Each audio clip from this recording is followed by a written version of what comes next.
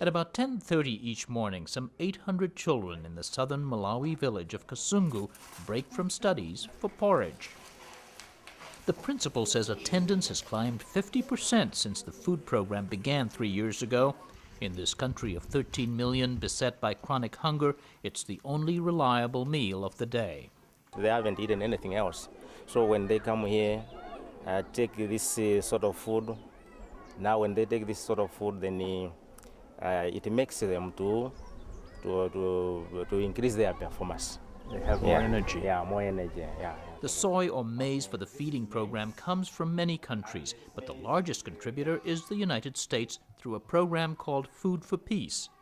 It began in the 1950s as a means to use U.S. grain surpluses to help countries hit by food crises. The United States is the world's single largest food aid donor, but there are intermediaries, agribusinesses and shipping companies, which by law have to be American, and they consume a good part of the U.S. food aid dollar. The General Accountability Office says 2/3 of that U.S. food aid dollar goes toward administrative overhead. That's led critics of the $1.2 billion program to argue it helps private contractors more than the hungry. Last year, one of the largest private food aid charities, Atlanta-based CARE, announced it would stop accepting U.S. food donations in 2009. We felt very strongly that the inefficiency and the waste that was happening through the current system just had to be addressed.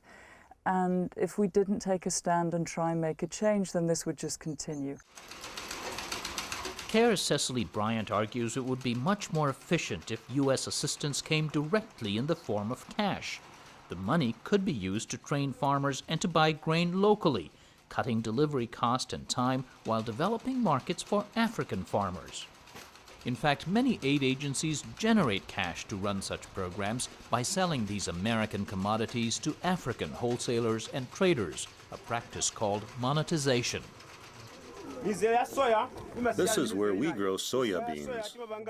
You need 75 centimeters between ridges for the highest yields. On this day, CARE extension agents used test plots to demonstrate new crop varieties and types, like soybeans, a high-protein crop that is growing in popularity here in Malawi. That food alone isn't going to change anything in the long run. We're working with farmers to teach them to harvest greater yields, to be able to market surplus once they reach that level. Despite myriad problems with poor infrastructure and uneven distribution that leave many hungry, there have been overall grain surpluses. Rains have been good for 2 years, and subsidies have helped farmers buy seeds and fertilizers. President Bingu Mutharika says Malawi must lessen its dependence on charity. We now have had two successful years of surplus. Until I took over, we were told Malawi was poor, and that we must go to the rest of the world and beg that we are poor, and the world will feel sorry for us. I said, no, that's not the way the world, the globalization works. People will come to Malawi if there are investment opportunities, if we are helping ourselves, and they want to be part of that success story. Nobody wants to be part of a failing story. So are they looking forward to a good harvest this year? Indeed, the United Nations Food Aid Agency, the World Food Program, is now using cash it gets from non-U.S. donors to increase local purchases of grain. But for many farmers, the concept of a surplus is new, one they almost fear jinxing. Okay, so they don't anticipate having a surplus this year? No,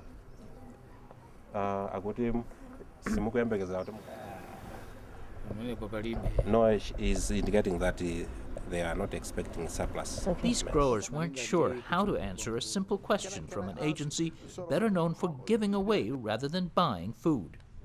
Let them understand that we're not seeing where we can deliver food to. We're looking to buy food. So I mean, I understand to a degree they're used to assessment missions asking them if they are hungry. Despite such local difficulties, Country Director Domenico Scalpelli says the World Food Program bought 90,000 tons of grain from Malawi last year. That's a huge amount of food, and it's the biggest amount, largest amount we've bought ever in Malawi. A lot of it was not only for Malawi, but a lot of it also went to Zimbabwe, it went to Democratic Republic of Congo. We bought food even for West Africa. And that was because the price was the best at the time and the quality was good, competed internationally. Part of the philosophy behind it is to try and bring up local farmers and traders to a point where they can in fact compete internationally. It's a goal some in Washington support. The Bush administration has proposed that a quarter of U.S. food aid be sent in cash, and that idea has the support of many Democrats in Congress. But it gets nowhere in the influential House and Senate Agriculture Committees, whose members come predominantly from farm states. They've insisted that all assistance remain in the form of U.S.-grown commodities shipped on U.S. flag carriers. Representative Earl Pomeroy, a North Dakota Democrat, says sending cash instead of the usual grain or cooking oils could do damage in some developing countries. You go into some of these small economies with a check, buy a bunch of commodity for food aid, you just drove prices out of sight, you hurt everybody else.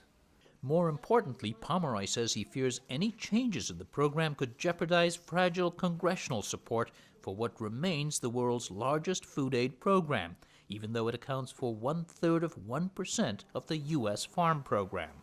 One of the things about the structure of our program is that it's been able to sustain congressional support through all kinds of political circumstances. You know, even the years I've been in Congress, I've seen very different environments relative to the receptivity of members of Congress to supporting foreign aid.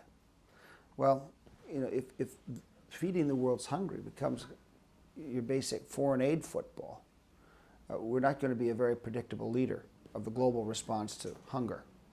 For purchasing, we'd want to be targeting associations. I mean, it's impossible for us to deal individually with each farmer and each farm. World Food Program officials say they make local purchases carefully. They reject criticism that this causes prices to rise, but they're not about to reject Food for Peace donations. I am asked this question quite a bit, and I'm not going to bite the hand that helps feed essentially 1 million Malawians today, and the United States government is indeed the #1 largest donor to Malawi still. And other food aid agencies say they will continue to monetize U.S. donations. Nick Ford is the Malawi director for Catholic Relief Services. Would you not prefer just straight cash assistance? Absolutely. That's going to be a much more efficient use of the American taxpayers' money. And we still have a service to provide to the target communities for our development activities. Monetization provides resources that do address the root causes of hunger and poverty in these countries. What all sides seem to agree on is that more food aid, whether in cash or food, is needed. Only 30% of Malawi's children receive a daily school meal, and that number could fall as global food prices continue their record rise.